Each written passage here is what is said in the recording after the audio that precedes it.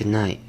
Tonight I am reading Gateway of the Mind, a group of scientists performing a top-secret experiment to discover the existence of God. Let's begin.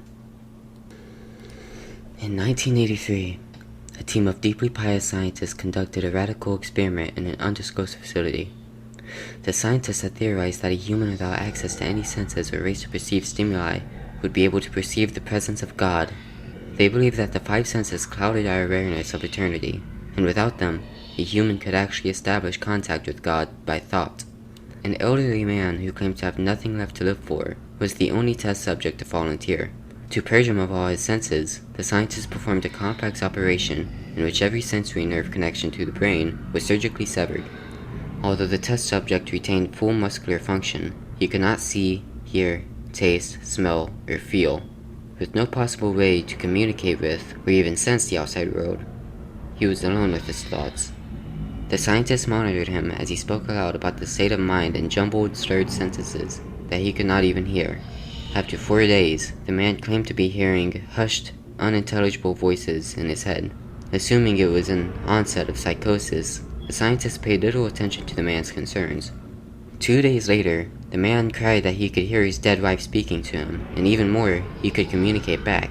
The scientists were intrigued, but were not convinced until the subject started naming dead relatives of the scientists.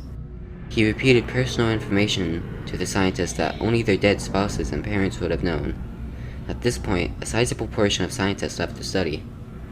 After a week of conversing with the deceased through his thoughts, the subject became distressed, saying that voices were overwhelming. In every waking moment, his consciousness was bombarded by hundreds of voices that refused to leave him alone. He frequently threw himself against the wall trying to elicit a pain response. He begged the scientists for sedatives so he could escape the voices by sleeping. This tactic worked for 3 days, until he started having severe night terrors. The subject repeatedly said that he could see and hear the deceased in his dreams. Only a day later, the subject began to scream and claw at his non-functional eyes, hoping to sense something in the physical world. The hysterical subject now said the voices of the dead were deafening and hostile, speaking of hell and the end of the world.